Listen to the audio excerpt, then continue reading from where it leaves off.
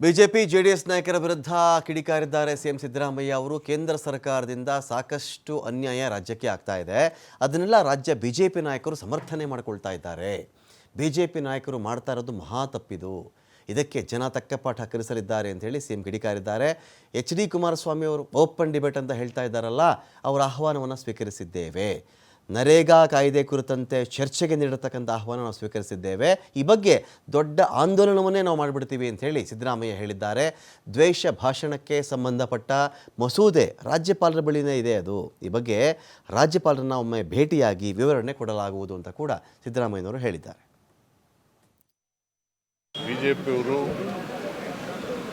ಕೇಂದ್ರ ಸರ್ಕಾರ ಏನು ತಗೊಂಡ್ರು ಕೂಡ ಅದು ಸರಿ ಅಂತ ಹೇಳ್ತಕ್ಕಂಥದ್ದು ಇದೆಯಲ್ಲ, ಕರ್ನಾಟಕಕ್ಕೆ ಅನ್ಯಾಯ ಆಗೋದನ್ನೆಲ್ಲ ನ್ಯಾಯ ಅಂತ ಹೇಳೋದು ಇದೆಯಲ್ಲ.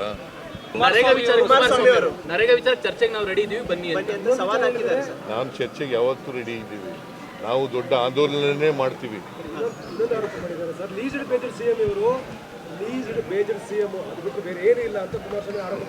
ಕುಮಾರಸ್ವಾಮಿ ಬಿಜೆಪಿಯವರು ಬರೀ ಸುಳ್ಳು ಹೇಳ್ತಾರೆ, ಅವ್ರಿಗೆಲ್ಲ ಉತ್ತರ ಕೊಡ್ತಾ ಕೂತ್ಕೊಳ್ಳೋಕೆ. ಬಿಜೆಪಿಯವರು ಕೇಂದ್ರ ಸಚಿವ ಕುಮಾರಸ್ವಾಮಿ ಅವರಿಗೆ ಕಾಂಗ್ರೆಸ್ ಟಾಂಟ್ ಕೊಟ್ಟಿದೆ. ಪುತ್ರನಿಗಾಗಿ ಅಣ್ಣನ ಮಗನ ರಾಜಕೀಯಕ್ಕೆ ಸಮಾಧಿ ಕಟ್ಟಿದ ಕುಮಾರಸ್ವಾಮಿಯ ಕಥೆಯನ್ನು ಜನರೇ ಸಾರಿ ಸಾರಿ ಹೇಳ್ತಾ ಇದ್ದಾರೆ.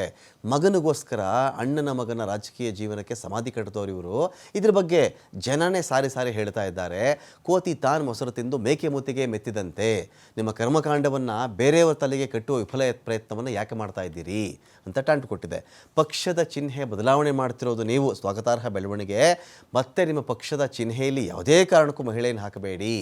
ಮಹಿಳೆಯನ್ನು ಗೌರವಿಸುವ ಅರ್ಹತೆ ಯೋಗ್ಯತೆ ನಿಮ್ಮಲ್ಲಿ ಉಳಿದಿಲ್ಲ ಅಂತ ಕೇಂದ್ರ ಸಚಿವ ಕುಮಾರಸ್ವಾಮಿ ಅವರಿಗೆ ಕಾಂಗ್ರೆಸ್ ಟಾಂಟ್ ಕೊಟ್ಟಿದೆ. ನಿಮ್ಮದು ಬ್ಲೂ ಬಾಯ್ಸ್ ಪಾರ್ಟಿ ಅನ್ನೋದು ಮರೆತು ಹೋಯ್ತೆ, ಅದು ಇಷ್ಟು ಬೇಗ ಶಾಂತಂ ಪಾಪಂ. ಕೇಂದ್ರ ಸಚಿವ ಕುಮಾರಸ್ವಾಮಿಗೆ ಕಾಂಗ್ರೆಸ್ ಟಾಂಟ್ ಕೊಟ್ಟಿರೋದು, ನಿಮ್ಮಲ್ಲಿ ಬ್ಲೂ ಫಿಲಂ ನಿರ್ಮಾಪಕರು ನಿರ್ದೇಶಕರು ಎಲ್ಲಕ್ಕಿಂತ ಮಿಗಿಲಾಗಿ ಪಾತ್ರಧಾರಿಗಳೇ ತುಂಬಿ ತುಳುಕ್ತಾ ಇದ್ದಾರೆ.